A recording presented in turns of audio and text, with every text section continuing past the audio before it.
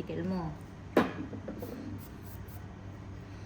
Sides, makikita mo merong excess skin dito, di ba? So, ikakat mo lang siya ng konti. Not too much. Marunong ka mawak ng nipper? Di pa. Sakto lang. Kailangan matuto kayong hawak ng nipper.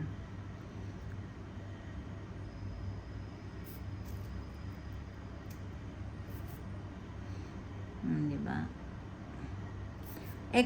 Actually excess lang, hindi natin kailangan tanggalin lahat ng cuticle.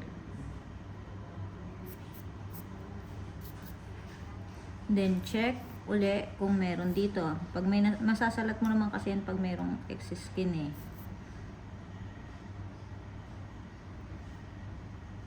Ang pagkat din ng gilid ng nails is optional.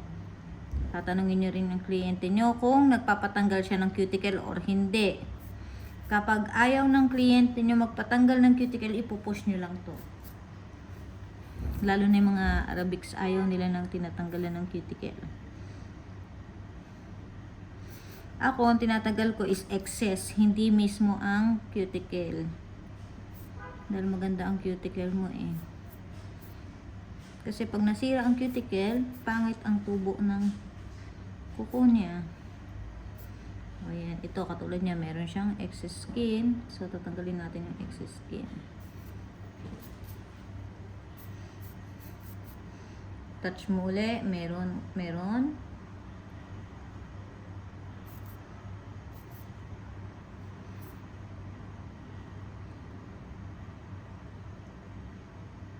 Ako hindi rin ako nagpapatanggal ng cuticle eh. Pero kailangan ko kasing i-demonstrate sa'yo. Ayan, nararamdaman mo ang tanggal ko? Hindi, no? Hindi, magaan. Ayan, medyo malaki ang dry skin mo dun.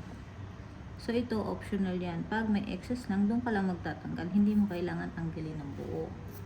Maski sa sarili mo, pag once a week, kutkutin mo ang kamay mo para alam mo kung hanggang saan ang dapat ng nipper. Diba? Bago mo lahat i-apply sa client mo, dapat i-apply mo muna sa sarili mo.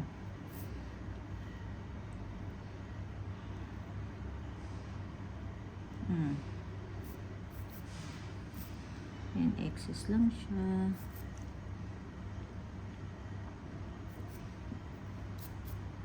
Kabila.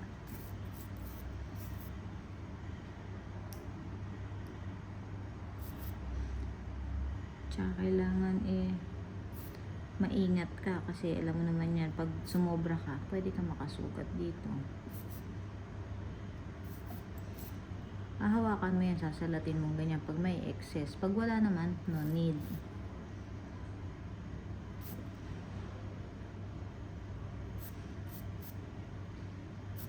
Ayan, natanggalan na natin ang cuticle.